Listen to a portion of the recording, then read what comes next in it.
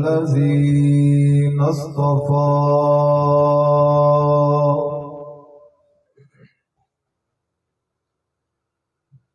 خصوصا على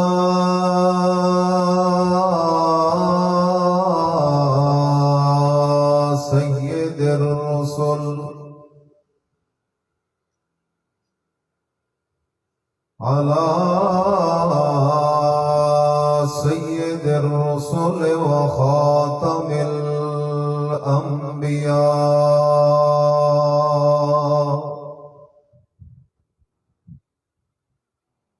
وعلى آله وأصحابه الأتقياء.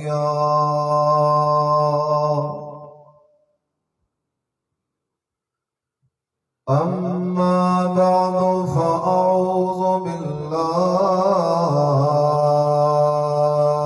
من الشيطان الرجيم.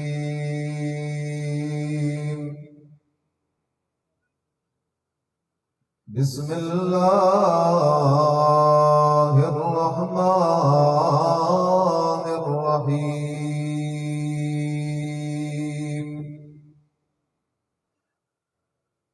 إن الذين قالوا ربنا الله ثم استقاموا تتنزل عليهم الملائكة ألا تخافوا ولا تحزنوا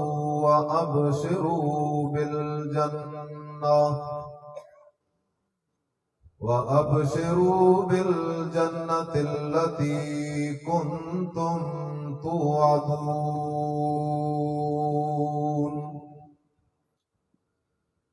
سبحان ربك رب العزة عما يصفون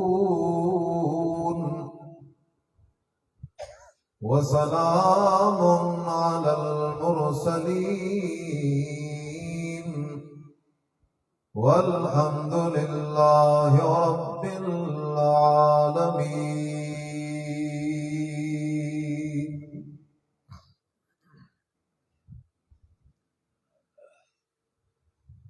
انتہائی قابل صد احترام معزز علماء کرام، قرائے کرام اور علاقہ بھر سے تشریف لانے والے مسلمان دوستوں، بھائیوں، بزرگوں، السلام علیکم ورحمۃ اللہ.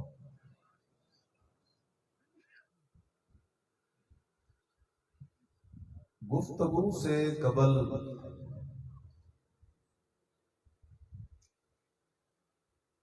ایک دو مختصر گزارشات پیش کرنی ہے.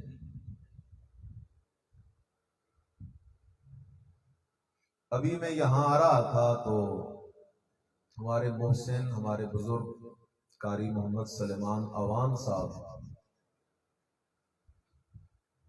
بتا رہے تھے کہ ماشاءاللہ مسجد کے ساتھ متصل مدرسے کی تعمیر کا سلسلہ شروع ہے.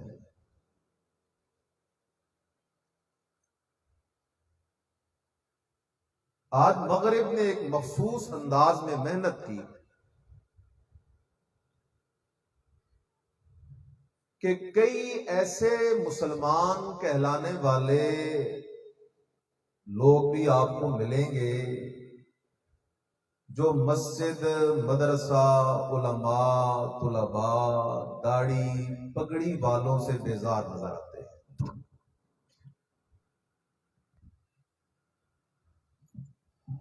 لیکن جو دیندار دوست احباب بھی ہیں، ان کا ذوق شوق بھی صرف مسجد کی حد تک ہوتا ہے. ہم نے کئی دفعہ دیکھا، میں جی کچھ پیسے اللہ کے راستے میں لگانا چاہتا ہوں. اچھا بھائی فلاں مدرسہ ہے، تعمیر ہو رہی ہے، وہاں لگا دو. نہیں جی کوئی مسجد ہو تو بہتر ہے. حالانکہ یاد رکھو نبی کریم صلی اللہ علیہ وسلم نے مدینہ تشریف لا کر جہاں مسجد نبوی کی بنیاد رکھی تو 7 اصحاب صفہ کی بنیاد رکھی. مدرسہ کی مثال ہے فیکٹری کی. یہ حق گو علماء قراء مجاہدین تیار کرے گا تب دین کے سارے شعبوں کے اندر دین کی خدمت ہوتی رہے گی. تو اس نسبت سے بھی بڑی سعادت کا موقع ہے. نمبر 2، آج ہماری جماعت کے عظیم مبلغ استاذ العلماء حضرت مولانا علامہ احمد شعیب خان صاحب حفظہ اللہ تعالی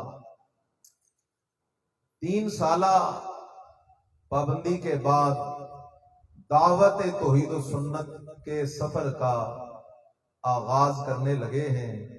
ہم سب رب کے دربار میں دعا گو ہیں اللہ ان کو تا دم آخر توحید کے ترانے سنانے اور ہم سب کو سننے کی توفیق نصیب فرمائے. تیسری بات، میں خود ایک طالب العلم ہوں.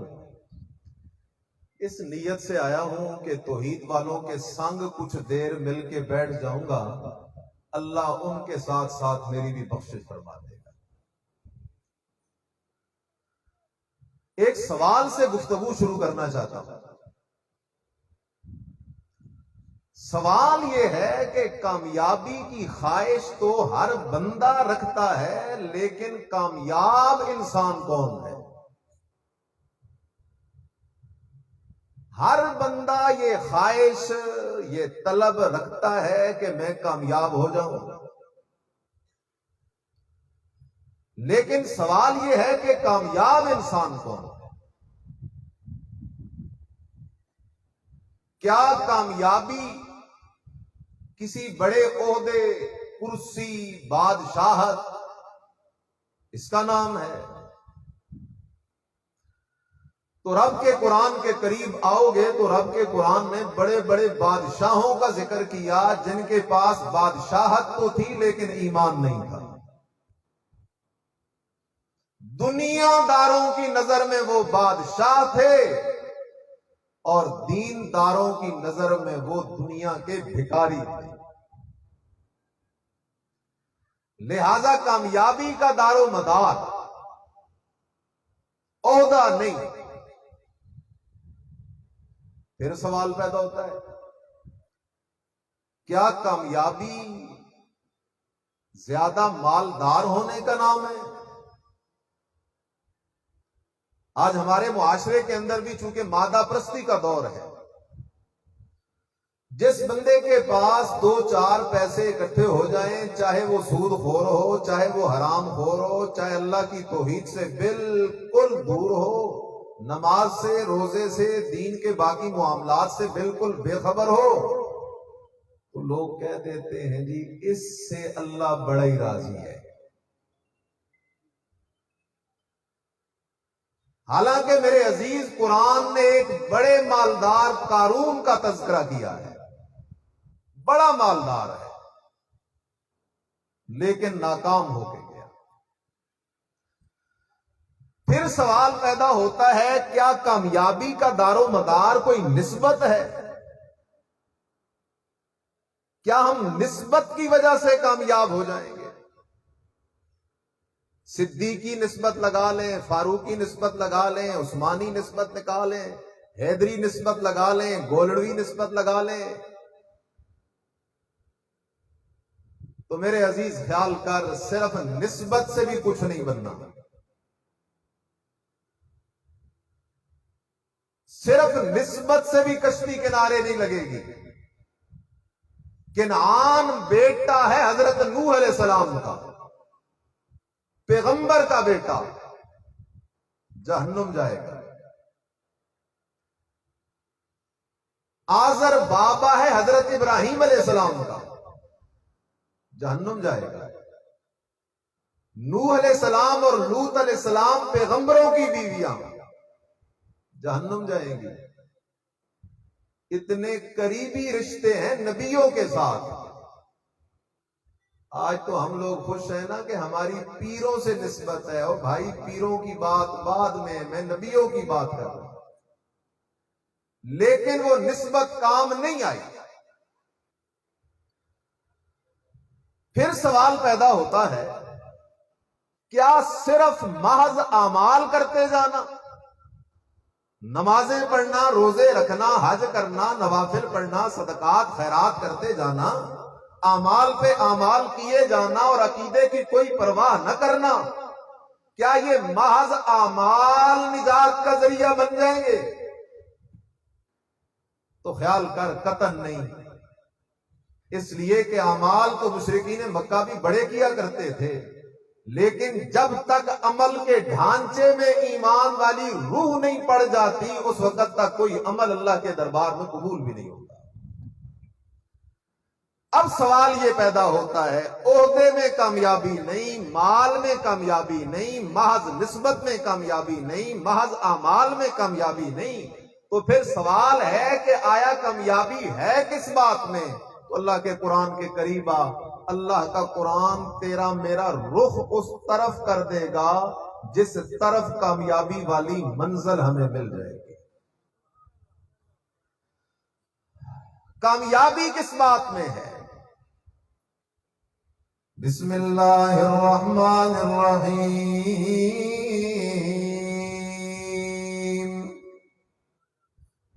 ان الذین قالوا ربنا اللہ ان الذین قالوا ربنا اللہ ثم استقاموا تتنزل علیہم الملائکہ اللہ تخافوا ولا تحزنوا وابشروا بالجنۃ التي كنتم توعدون.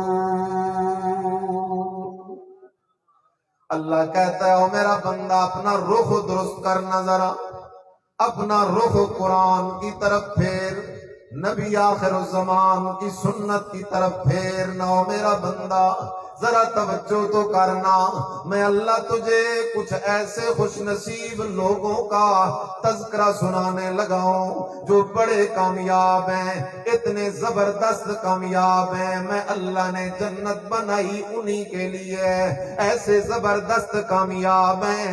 نحن اولیاؤکم فی الحیات الدنیا وفی الآخرہ، جن کا میں اللہ آپ سرپرست ہوں، جن کا میں اللہ آپ دوست ہوں. اور وہ ایسے لوگ ہیں جنت کے اندر جا کے جو مانگتے جائیں گے وہ ملتا جائے گا، جو چاہتے جائیں گے وہ ملتا جائے گا.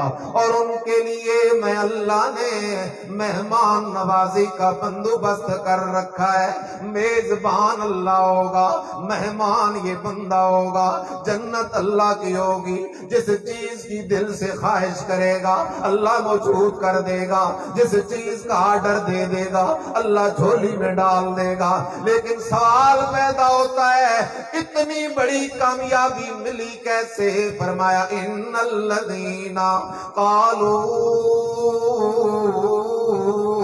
ربنا اللہ، جو لوگ دنیا کی زندگی میں اللہ کو پہچان لیں گے وہ لوگ آخرت میں کامیاب ہو جائیں گے. اس لیے خیال کرو میرے عزیزا، بیوی فرعون کی آسیہ کامیاب ہو گئی اس لیے کہ اس نے اللہ کی پہچان کر لی ہے. رجل مومن ہے کامیاب ہے اس لیے کہ اس نے اللہ کی پہچان کر لی ہے.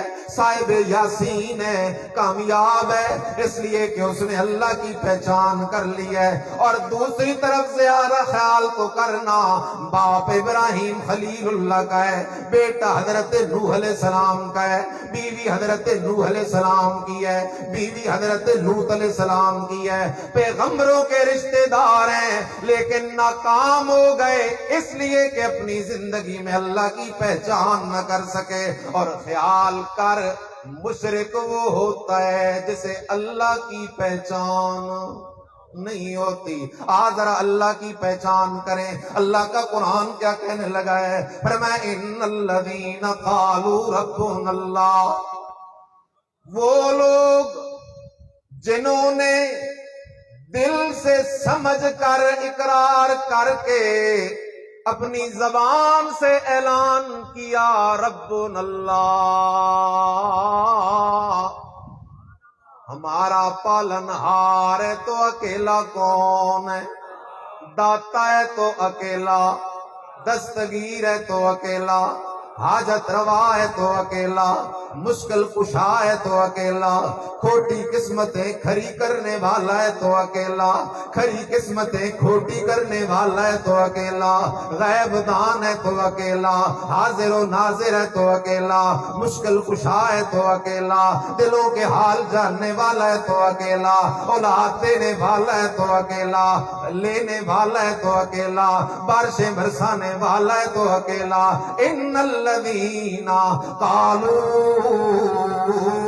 ربنا اللہ،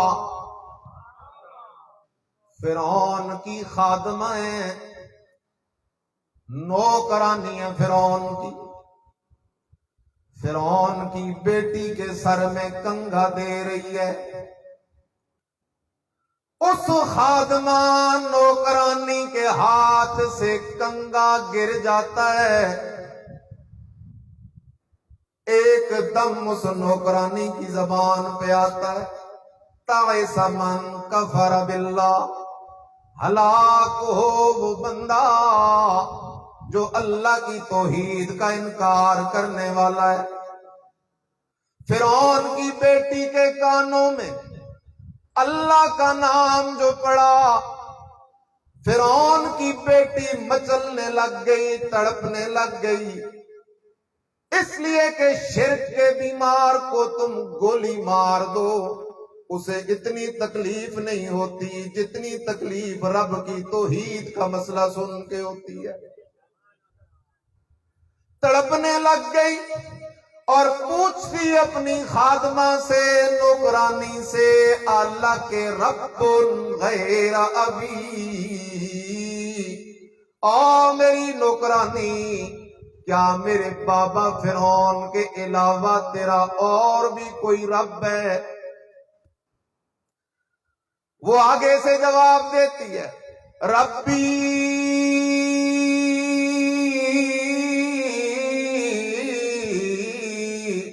وَرَبُّكَ وَرَبُّ أَبِيكَ هُوَ اللَّهُ. او فرعون کی بیٹی، تو کس خیال اور دھوکے اور گمراہی میں پڑی ہوئی ہے؟ میرا رب بھی اللہ، تیرا رب بھی اللہ، اور تیرے باپ فرعون کا رب بھی اللہ ہی ہے. تیرا باپ فرعون جو دعوے کر رہا ہے انا ربکم الاعلی، میں تمہارا اعلی رب ہوں، وہ جھوٹا ہے، بے ایمان، بے دین ہے، بے ایمان، اس لیے کہ رب ہے تو اکیلا کون ہے؟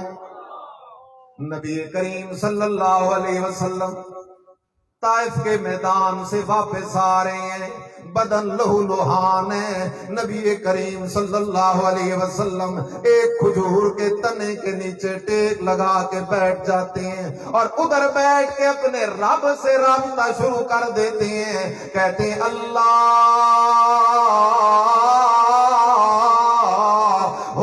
الیک اشکو ضعف قوتی وقلت حیلتی وہوانی علی الناس یا ارحم الراحمین انت رب المستضعفین وانت ربی.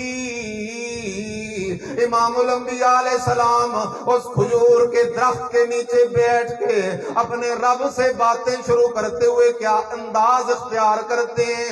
فرمایا اللہم، اے میرے اللہ. جاگو میرے عزیز، نبی نبی ہے، خدا خدا ہے. نبی مانگنے والا خدا، نبی پکارنے والا خدا، سننے والا۔ اللہم، اے میرے اللہ، الیک اشکو ضعف قوتی، اللہ میں تیرے ہی در میں اپنی کمزوری کی شکایت لے کے آیا ہوں، وَقِلَّتَ حِیلَتِی، اپنی بے بسی کی شکایت لے کے آیا ہوں۔ اللہ اکبر۔ وَحَوَانِی عَلَى النَّاسِ، اللہ تو نے مجھے ایسے لوگوں کے اندر نبی بنا کے بھیجا ہے، انہیں میری کوئی قدر کوئی نہیں۔ کوئی ساحر کہتا ہے، کوئی مجنون کہتا ہے، کوئی جھوٹا کہتا ہے، کوئی پتھر مارتا ہے، کوئی مٹی پھینکتا ہے، کوئی ریت پھینکتا ہے، کوئی میرے چہرے پہ تھوک رہا ہے، کوئی میری بیٹیوں کو طلاقیں دے رہا ہے، کوئی مجھے گالم گلوچ کر رہا ہے، مجھے کبھی شیب ابی طالب کی گھاٹی میں 3 سال تک بند کرتے ہیں۔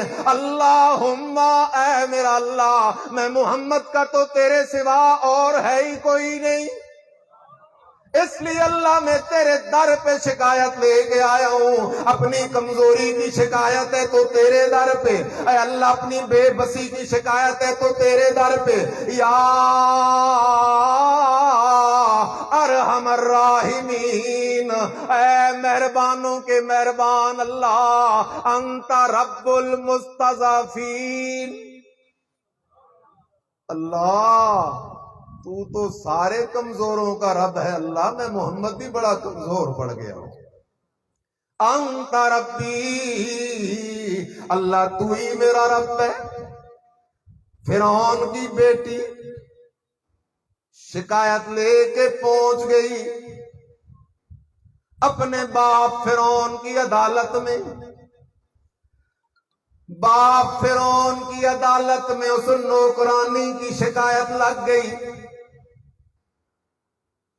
فرعون نے اس خادمہ کو، نوکرانی کو طلب کر لیا۔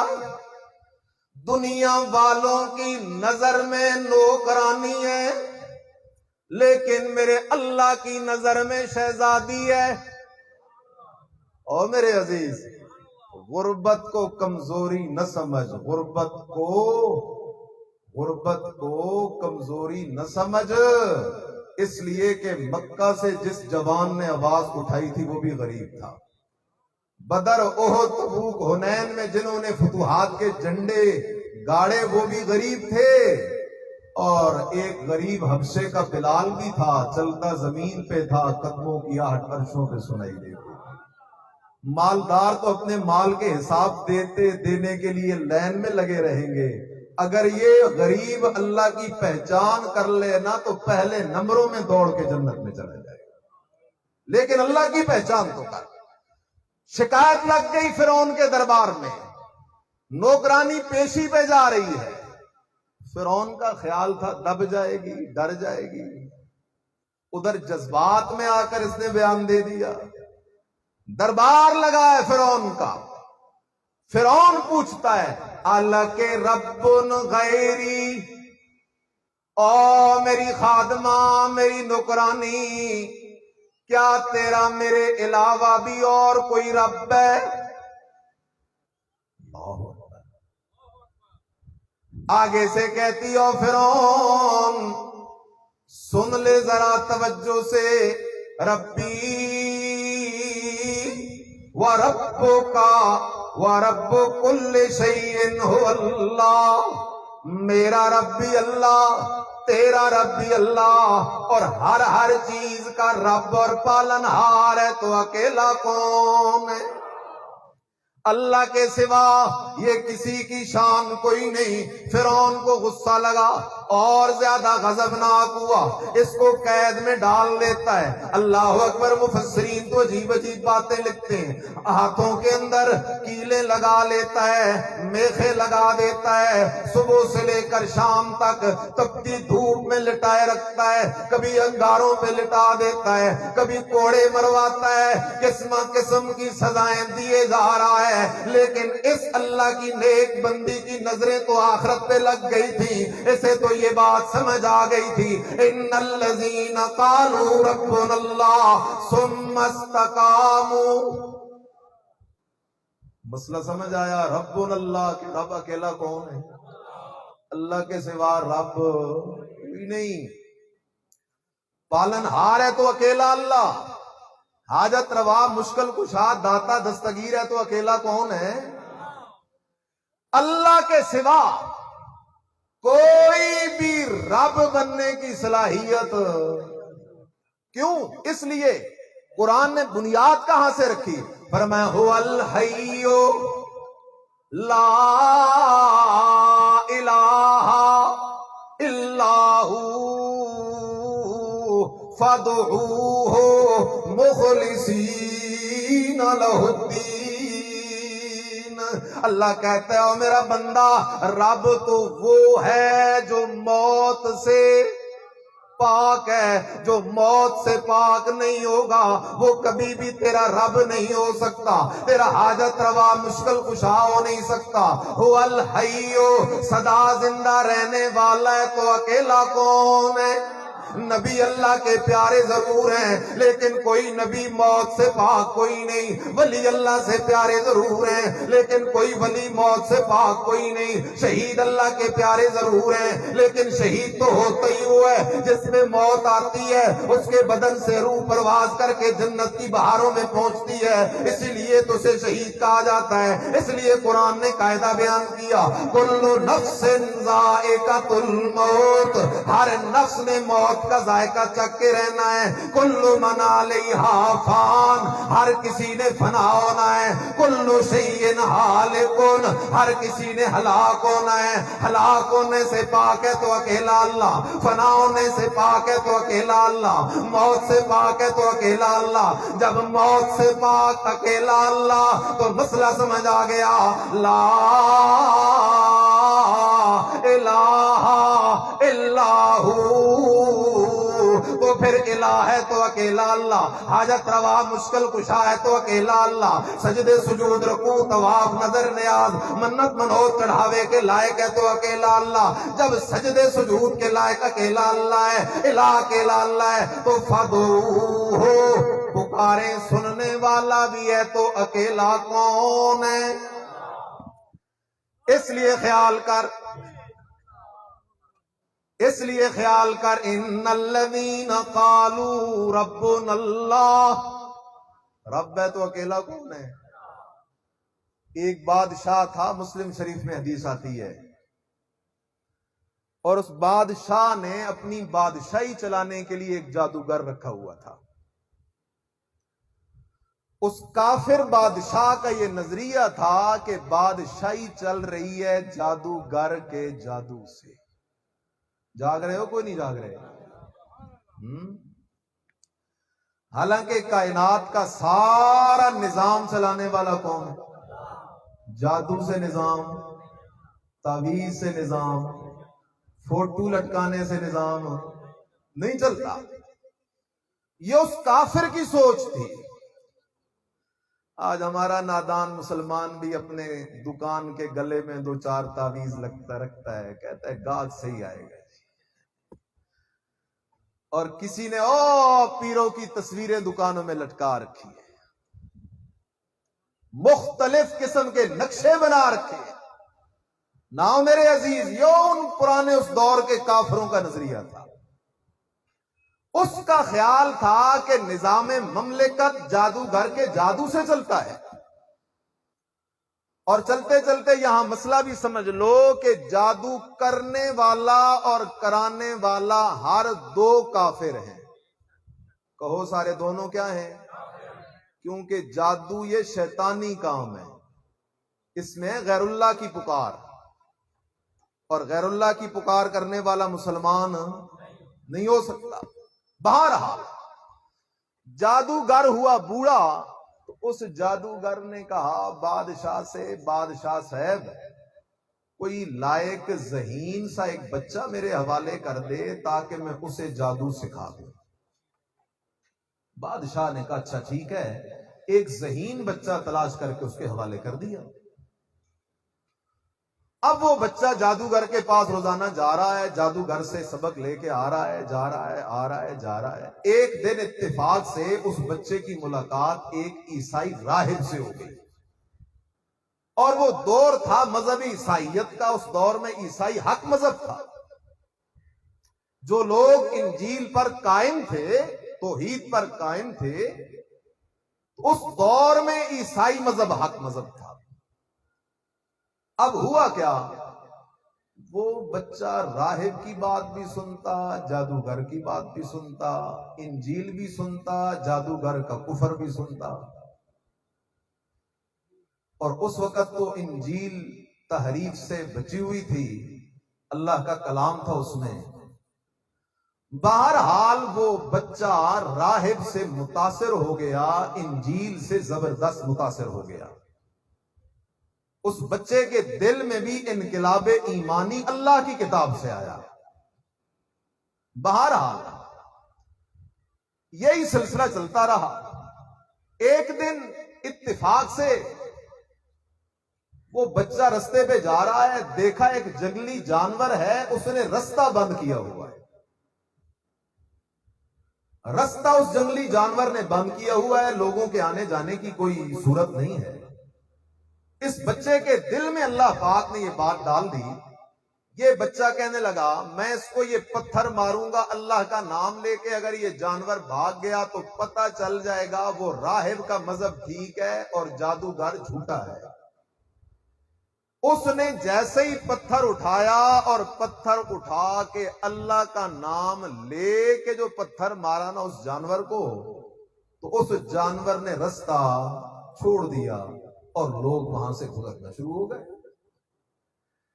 اس بچے پہ اب یہ بات ظاہر ہو گئی، اسے شرح صادر ہو گیا کہ صحیح بات اور صحیح مذہب تو اس راہب کا مذہب ہے، توحید والا مذہب ہے۔ یہ اس پر پختہ ہو گیا، ڈٹ گیا اپنی اس بات پر۔ جیسے ہی اپنی اس بات پر ڈٹ گیا، پختہ ہو گیا، اللہ پاک نے اس بچے کے ہاتھ پر کچھ خرق عادت چیزیں ظاہر کر دیں۔ بیمار کو یہ ہاتھ لگاتا اسے شفا مل جاتی، اندھے کو ہاتھ لگاتا اس کی نظر لوٹ کے آ جاتی، کوڑ اور برس کے بیمار کو ہاتھ لگاتا ان کی بیماریاں چلی جاتی۔ ادھر جو اس وقت کا بادشاہ تھا، اس کا ایک وزیر تھا اور وہ تھا اندھا۔ اس کو جب پتہ چلا اس بچے کا تو وہ بھی بھاگے بھاگے پہنچا، تحفے، ہدیے، شکرانے، نذرانے لے کر، اور اس بچے کو آ کر کہتا ہے کہ اگر تو مجھے شفا دے دینا تو یہ سب کچھ تیرا ہے۔ تو اگر مجھے کیا دے دے۔ اب یہاں پر سچے پیر اور جھوٹے پیر کا فرق ہونے لگا ہے، اصلی پیر اور نقلی پیر۔ جھوٹا پیر ہر کمال کی نسبت اپنی طرف کرے گا،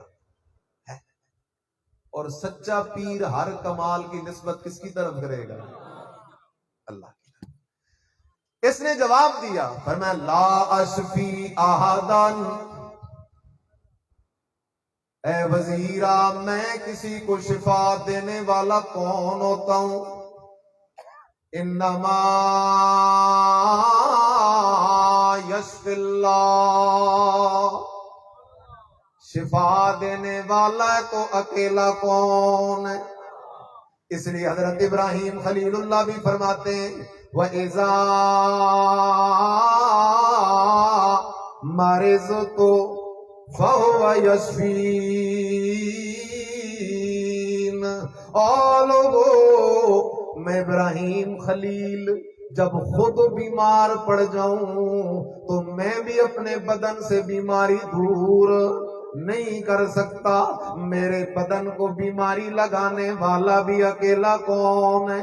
میرے بدن سے بیماری ہٹانے والا بھی اکیلا کون ہے؟ اللہ اکبر۔ اور دوسرا مقام دیکھ لے، اللہ کا پیغمبر حضرت ایوب علیہ السلام ہے، 18 سال اللہ کا پیغمبر بیمار رہا۔ کتنے سال؟ او بولو کتنے سال؟ خوشی سے بیمار رہا؟ اپنی مرضی سے؟ کس کی مرضی سے؟ 18 سال اللہ کا پیغمبر بیمار رہا۔ ذرا قرآن کے قریب تو آنا، قرآن تجھے مسئلہ سمجھائے گا۔ بیماری لگانے ہٹانے میں نبیوں کا اختیار بھی کوئی نہیں ہے۔ جب نبیوں کا اختیار کوئی نہیں ہے، تجھے کس نے پٹی پڑھا دی ہے؟ چلا جاتا ہے قبروں کے اوپر، وہاں سے پتھر اٹھا کے اپنے بدن پہ ملنا شروع کر دیتا ہے، قبروں سے مٹی اٹھا اٹھا کے کھانا شروع کر دیتا ہے، غیر اللہ کے نام کی نظریں نیازیں خردے سمجھ کے کھانا شروع کر دیتا ہے کہ اس خردے سے مجھے شفا مل جائے گی۔ مختلف درگاہوں پہ حاضریاں دیتا ہے جب تو بیمار پڑتا ہے۔ ناؤ میرے عزیزا، اس عیسائی بچے کی بات بھی سن لے، کیا کہتا ہے؟ لا اشفی احدن، میں کون ہوتا ہوں کسی کو شفا دینے والا؟ شفا دینے والا ہے تو اکیلا کون ہے؟ ہاں اتنی بات ہے، میں نابینا کی آنکھوں پہ ہاتھ پھیرتا ہوں، ہاتھ تو میرا ہوتا ہے لیکن شفا کون دیتا ہے؟ میں بیمار کے بدن پہ ہاتھ پھیرتا ہوں، ہاتھ تو میرا ہوتا ہے لیکن شفا کون دیتا ہے؟ چلتے چلتے مسئلہ یاد کر لے، معجزہ بھی حق ہے، کرامت بھی حق ہے۔ معجزے میں ہاتھ نبی کا ہوتا ہے، کرامت میں ہاتھ ولی کا ہوتا ہے، لیکن کمال نبی کا نہیں ہوتا، کس کا ہوتا ہے؟ کرامت میں کمال ولی کا نہیں ہوتا، کس کا ہوتا ہے؟ اگر اب بھی بات سمجھنا ہے تو خیال کرنا، اللہ کا ایک پیغمبر ہے، ہاتھ میں ڈنڈا لیے ہوئے ہے، اللہ نے فرمایا میرا پیغمبر موسیٰ اس ڈنڈے کو پھینک نہ ذرا۔ حضرت موسیٰ علیہ السلام نے اس عصا اور ڈنڈے کو جیسے ہی زمین پہ پھینکا تو سانپ بن گیا۔ آگے آگے موسیٰ علیہ السلام ہے، پیچھے پیچھے وہ سانپ ہے، بھاگے جا رہا ہے اللہ کا پیغمبر، اس لیے کہ اس عصا کو پھینکنا تو نبی کا کام ہے، لیکن اس ڈنڈے کو سانپ بنانے والا کون ہے؟ لا اشفی احدن انما یشف اللہ۔ القصہ، اس کی آنکھیں ٹھیک ہو گئی، چلا گیا بادشاہ کے دربار کے اندر۔ بادشاہ نے جو دیکھا یہ تو نابینا تھا، اب تو ٹھیک ہوئے بیٹھا ہے، بالکل صحت مند ہوئے بیٹھا ہے۔ بادشاہ پوچھتا ہے اچھا بتانا تیری نظر کہاں سے ٹھیک ہو گئی ہے؟ اس نے کہا بادشاہ صاحب ایک بندہ ہے، اس نے میرے لیے یہ سارا سلسلہ کیا ہے۔ اللہ اکبر۔ بادشاہ نے اسے مجبور کیا، وہ بتانے پہ مجبور ہو گیا، آخر اس نے بتا دیا۔ ایک بچہ ہے، میں اس کے پاس گیا، اس نے اللہ کے سامنے ہاتھ پھیلا کے دعا کی، اللہ سے بندے کی آنکھوں کو ٹھیک کر دے۔ اللہ نے میری آنکھیں ٹھیک کر دی ہیں۔ اللہ اکبر۔ آنکھیں تو ٹھیک ہو گئیں اس کے۔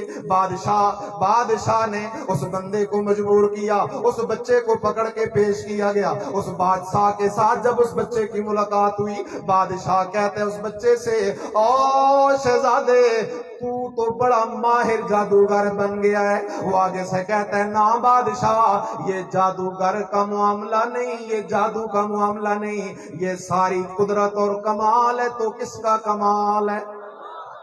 القصہ، بادشاہ اپنے نوکروں چاکروں کو حکم دیتا ہے اسے لے جاؤ، پہاڑ کی چوٹی پہ لے جاؤ، وہاں سے اسے نیچے گرا دو تاکہ یہ بچہ اس طرح مر جائے۔ وہ سارے کے سارے اس بچے کو لے کے پہاڑ کی چوٹی پہ چڑھ گئے۔ جیسے ہی پہاڑ کی چوٹی پہ پہنچ گئے، لیکن اس بچے نے تو کسے پہچان لیا تھا؟ اس بچے نے فوراً اللہ سے دعا کی، اللہم مکفنیہم بما شئت، اے اللہ ان کو کافی ہو جا۔ اللہ نے پہاڑ کو حکم دیا، زلزلہ برپا ہوا، وہ سارے مردار ہو گئے۔ یہ بچہ پھر آ گیا بادشاہ کے دربار میں، بادشاہ نے پھر لوگوں کو حکم کیا لے جاؤ اسے کشتی میں سوار ہو جاؤ، دریا کے بالکل وسط میں پہنچ کر اسے دریا میں پھینک کے آ جاؤ۔ لے گئے اس بچے کو، کشتی جب دریا کے وسط میں پہنچی پھر اس نے اللہ کو پکارنا شروع کر دیا، اللہم اکفنیہم بما شئت۔ اللہ نے کشتی کو حکم دیا، وہ سارے غرق ہو گئے۔ یہ بچہ پھر بادشاہ کے دربار میں، بادشاہ کو کہتا ہے بادشاہ اگر تو میری جان لینا چاہتا ہے طریقہ میں بتاؤں گا، اس طریقے پہ عمل کر میری جان تو لے لے گا۔ بادشاہ کہتا ہے طریقہ کیا ہے؟ کہنے لگا ایک جلسہ مقرر کر، ساری ریاست کے لوگوں کو جمع کر اور ایک تیر لے کے بسم اللہ پڑھ کے تیر چلا، بسم اللہ پڑھ کے تیر چلا، وہ تیر مجھے جو لگے گا تو مجھے موت آ جائے گی۔ بادشاہ نے سارے لوگوں کو جمع جو کیا، تیر چلایا اللہ کا نام لے کر، وہ بچہ تو ادھر ہی شہید ہو گیا، لیکن جتنا بھی مجمع موجود تھا اس سارے مجمع کو بات سمجھ آ گئی کہ لا الہ الا اللہ، الہ حاجت روا مشکل کشا ہے تو اکیلا کون ہے؟ آخر دعوانا الحمدللہ۔